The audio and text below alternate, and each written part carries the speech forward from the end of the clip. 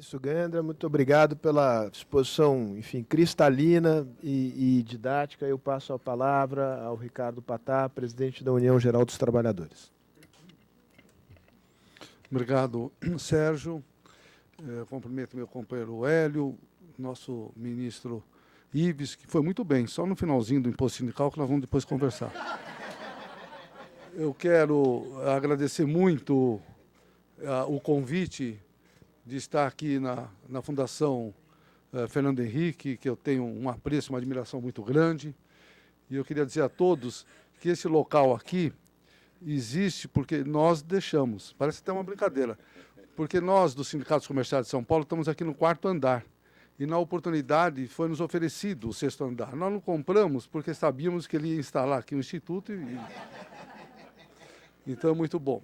Eu quero cumprimentar essa plateia seleta, em nome da minha adorada e amada mulher, uma advogada extraordinária, que me deu materiais para eu ler de ontem, artigos que escreveu, e eu fiquei até um pouco enciumado, porque nos artigos não tem nada no meu nome, mas no seu tem uns 4. Principalmente no ativismo, que eu comecei a conhecer, porque eu sou formado em Direito, mas eu fiz o curso de Direito, porque a minha mulher é uma advogada muito boa, mas para entender um pouco como é que funciona a cabeça do advogado. Então, eu não me considero um advogado. Mas quero fazer aqui algumas reflexões do tema, dialogar, conversar, que é isso no momento que nós estamos vivenciando, por mais que se diga que a crise e certas questões não influenciam muito a necessidade da reforma, mas eu quero dizer que nós estamos realmente vivendo um momento muito complexo, tempos muito estranhos, né? Nós temos ainda a questão política, por mais que ela foi resolvida com o impeachment, mas de qualquer forma ainda tem sequelas, tem resquícios. E a questão econômica, principalmente, o Brasil nos últimos anos, e com esse nós vamos perder 8% da nossa riqueza. O que nós conquistamos nos últimos anos, perdemos e perdemos muito. 12 milhões ou mais até de desemprego e outras questões correlatas. Então nós estamos vivendo um ambiente de uma complexidade muito grande. A UGT, que fará 10 anos, em julho desse ano, é uma entidade reformista. Tanto é que o último congresso nosso, nós pregamos as reformas. E desde o governo Fernando Henrique também, quando nasceu para reformas e na oportunidade, como sindicalista em outra central, discutimos muito todas essas que estão sendo debatidas hoje, naquela oportunidade.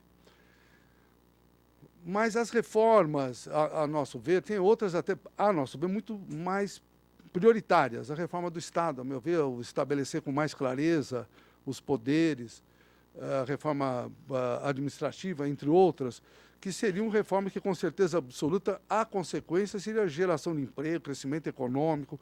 Tenho certeza absoluta, a reforma trabalhista não vai trazer crescimento econômico para o Brasil. Pode mudar um pouco a relação de segurança jurídica em algumas questões, isso sim, mas trazer crescimento econômico pode ter certeza absoluta que não será advinda da reforma trabalhista.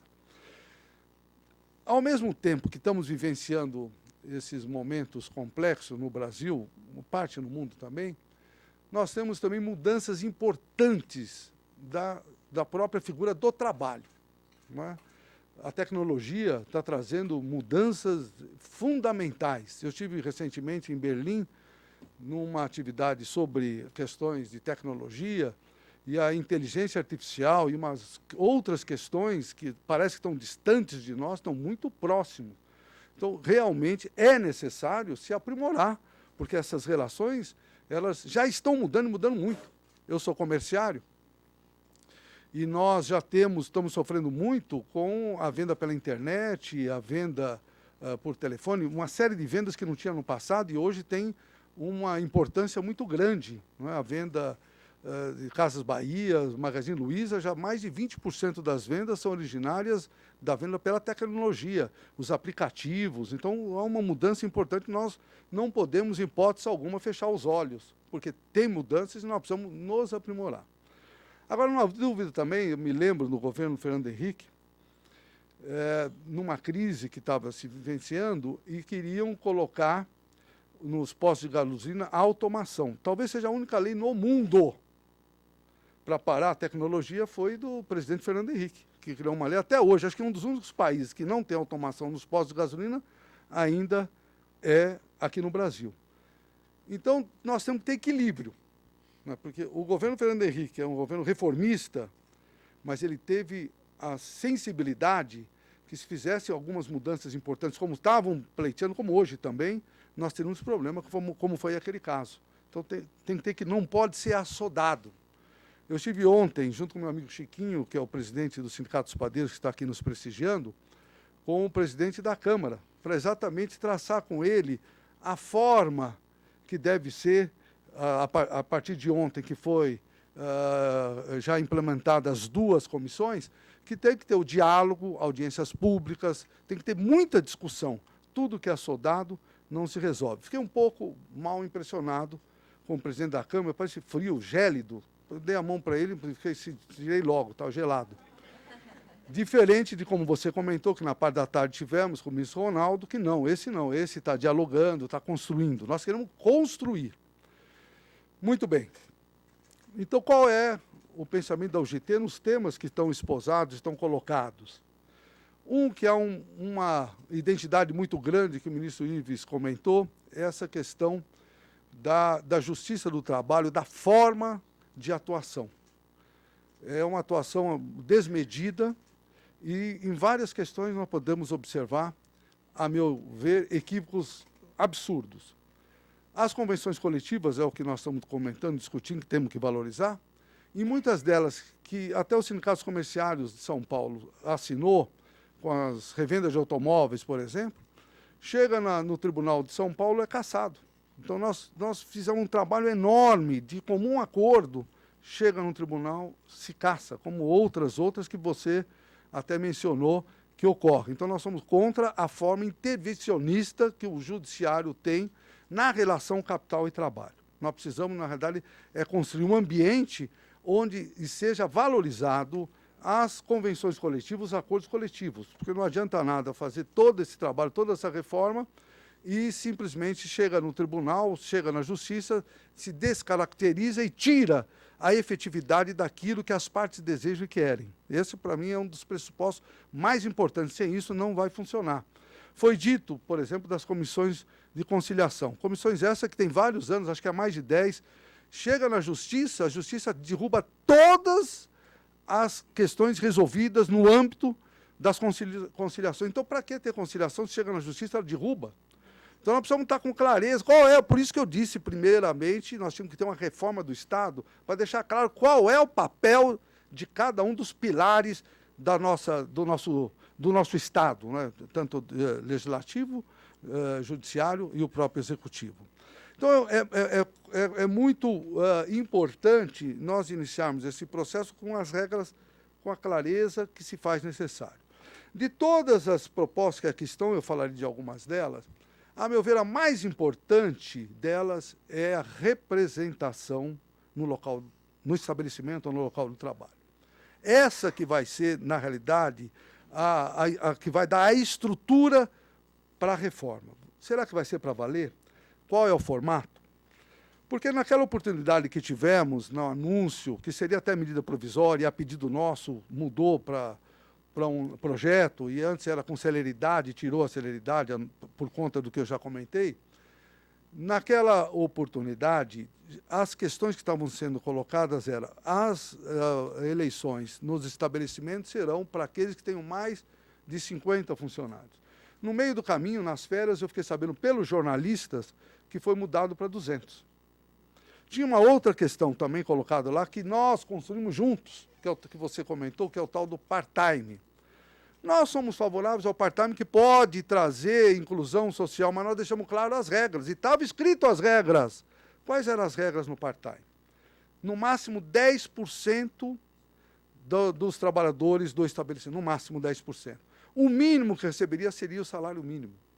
E seria focado exclusivamente para a terceira idade ou para o primeiro emprego, que é justamente aqueles que têm hoje problemas para entrar no mercado. Estava escrito dessa forma. Quando chega, e também passado por jornalista, olha aquilo que você falou que ia acontecer, que estava escrito, tiraram tudo. Então, qual é a confiança que nós podemos ter de mudanças que estão por ocorrer, se nessa trajetória nós estamos sabendo, pelo jornalista, o que está mudando. Essa é uma questão que nós precisamos deixar claro, e eu preciso da sua ajuda como presidente do TST e importante ator nas mudanças que nós vamos desenvolver, porque nós somos favoráveis, mas nós precisamos deixar claro. As eleições dos representantes nos estabelecimentos não está claro a forma que vai ser. Estava na hora que conversamos. Hoje, se for aprovado da forma que está colocado, os empresários poderão eles eleger os representantes dos trabalhadores para fazer a negociação coletiva. E que raio de negociação coletiva vai ser essa? Nós precisamos valorizar as instituições. O movimento sindical está maculado. Várias matérias que saem por aí, bandidos, ladrões e assim por diante. Você vê, volta a falar, no governo Fernando Henrique, a relação que tínhamos do ponto de vista sindical, a valorização era enorme. Para vocês terem uma ideia, no primeiro ano do mandato, do segundo, mas nos dois, o que ele fez? Olha, eu vou mandar os ministros falarem com vocês, todos eles, depois nós vamos conversar. Vocês vão entender o que nós queremos construir e aí nós vamos desenvolver de forma conjunta. Ou seja, valorizava as instituições, o movimento sindical. Hoje, pega qualquer jornal, tem aqui uns jornalistas aqui, espero que não escrevam dessa forma não, mas muitas vezes o Estado de São Paulo, entre outros, aí nos colocam dessa forma, generalizando. O Ministério Público, não sei se tem alguém aqui do Ministério Público, tem alguém do Ministério Público? Não? Você tem, mas não quer ser. Está tudo gravado. Mas tem aí do Ministério Público. Mas o Ministério Público editou uma tal nota 2, técnica 2. Não sei se você teve acesso a essa nota técnica 2. O Ministério Público está negociando conosco, nos chamou para negociar. Como é que nós podemos sentar com o Ministério Público se ele coloca na nota 2? Olha, o movimento sindical só tem bandido, só está escrito lá. Está gravado, eu peço para vocês pegarem a nota 2. Tem bandidos, só tem 2 sindicatos importantes no Brasil, que é dos metalúrgicos e dos bancários, que é da CUT.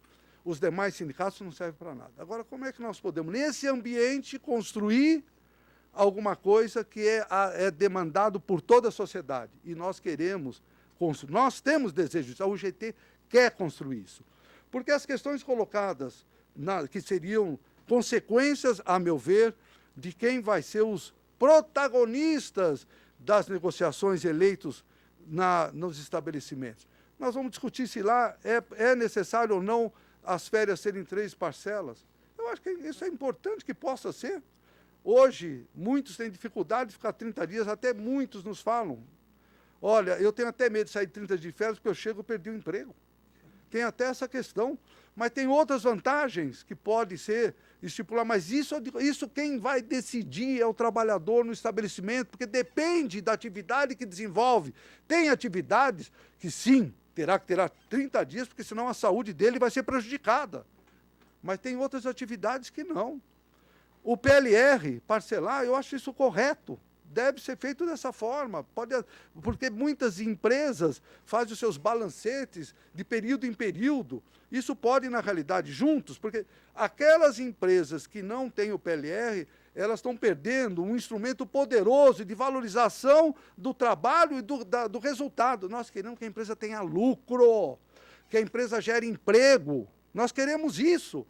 Por isso o PLR é um instrumento que foi colocado em 97 com essa finalidade. Já é um instrumento antigo, mas em 97 saiu essa medida com mais força. A questão da hora itinere, a questão da intrajornada. Tem atividades, tem locais de trabalho que 30 minutos é o suficiente. Tem outros que não, tem que ter, sim, 1h30 ou 2 horas, porque senão vai causar um mal para a saúde. Mas naqueles que têm possibilidade de diminuir, os trabalhadores assim desejam, está linkado com o movimento sindical, por que não? Então, as colocações que aqui estão, a remuneração por produtividade, todas elas são passíveis de serem discutidas, debatidas e valorizadas. E eu tenho certeza que o nosso companheiro Aécio Neves, que acabou de chegar, pensa igual a mim. Com certeza. Então, meus companheiros e companheiras, amigos, amigas, eu acho que nós estamos num momento ímpar. Tem a máxima que diz que é no momento de crise que se saem as soluções mais importantes. Eu acredito nessa máxima, mas com diálogo, não é? Que os papéis sejam colocados com clareza, com transparência, que as coisas... Aqui está o relator, nós começamos no relator, mas aí sai no jornal. Relator quer ampliar mudança trabalhista, ou seja, nós estamos debatendo, discutindo alguns temas. Agora o relator, ele já quer pegar e já quer fazer mais do que isso, mas por quê? Por que nós, já tantas questões importantes, polêmicas, por que nós não resolvemos de forma clara isso? E aí nós poderemos depois, como foi dito, tenha outros temas a serem debatidos, e faremos dessa forma. E aí nós temos, na questão do parlamento, às vezes, situações que nos deixam preocupadíssimos. Tem um tal de Pezão, não é Pezão, Pezão do Rio de Janeiro, não é o Pezão. Chiquinho, qual é o nome dele? Petecão. Senador Petecão, lá do Acre. Ele veio conhecer os sindicatos comerciais de São Paulo, que é aqui do lado. Eu convido vocês a conhecerem. Aí estão conversando porque ele entrou com um projeto para tirar o imposto sindical. Muito bem. Aí nós falamos, mas, Petecão, senador, por que o senhor tem interesse nisso? Olha, eu estou há 30 anos na vida pública. Eu queria fazer alguma coisa que me desse visibilidade. Ou seja, ele fez um projeto para aparecer e aí quer destruir o movimento sindical. E eu acho que não é dessa forma que nós vamos construir o que é melhor para o Brasil. Não é assim. Então, eu tenho, na realidade, junto com todos os nossos dirigentes da UGT, faremos um evento, inclusive, em Brasília, dia 20, 21 e 22, para discutir melhor as duas reformas, mas em especial a trabalhista, que ela já está sinalizada, que até o fim do primeiro semestre deverá estar já funcionando, para construir. Mas para construir, eu gostaria, inclusive, do presidente do TST, esse compromisso de juntos, na forma, olha, as questões elas têm que estar muito claras, as questões têm que estar muito transparentes, os pontos são esses. A representação nos estabelecimentos, da forma que está escrito, ela realmente não é boa, porque ela tira a possibilidade do movimento sindical estar trabalhando com essa finalidade. Eu sou favorável à comissão de fábrica. Lá no berço do movimento sindical atual, no ABC, essas comissões de fábrica, com certeza absoluta, nas grandes montadoras, tiraram um mundaréu de processos que entram na Justiça do Trabalho, que são milhões, como já foi dito, porque se resolve naquele local.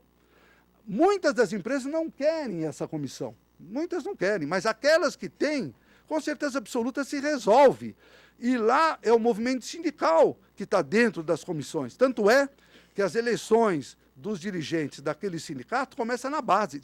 Só pode ser diretor dos sindicatos metalúrgicos aqueles que são eleitos na Mercedes, na Volvo e assim por diante.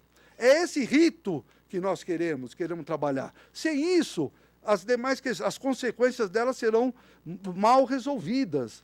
Por isso, para mim, a principal mudança é exatamente a forma de representação. E nós precisamos valorizar o movimento sindical do nosso país. Não sei se todos sabem, mas a média de sindicalização no mundo, medido pela CSI, que é a Central Mundial, é 7%.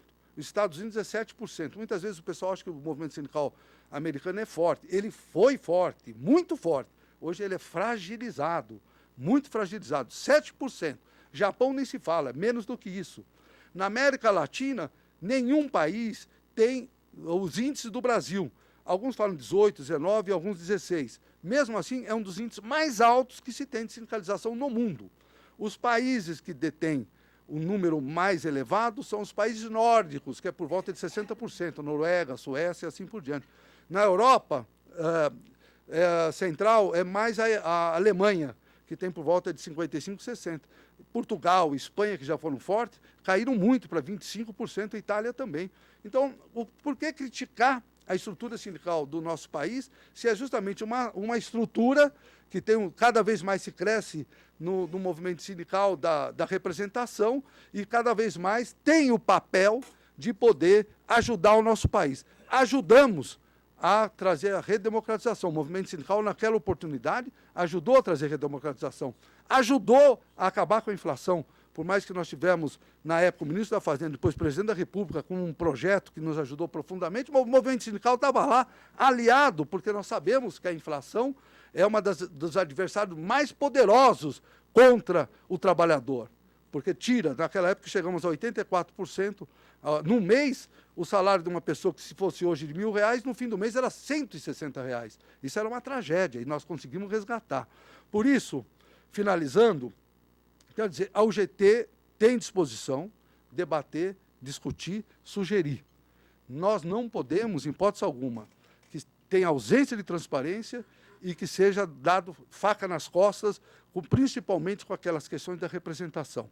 As questões colocadas na reforma, nós concordamos desde que seja dialogada e não seja assodada. Nós queremos um Brasil de crescimento econômico, de inclusão social e de cidadania.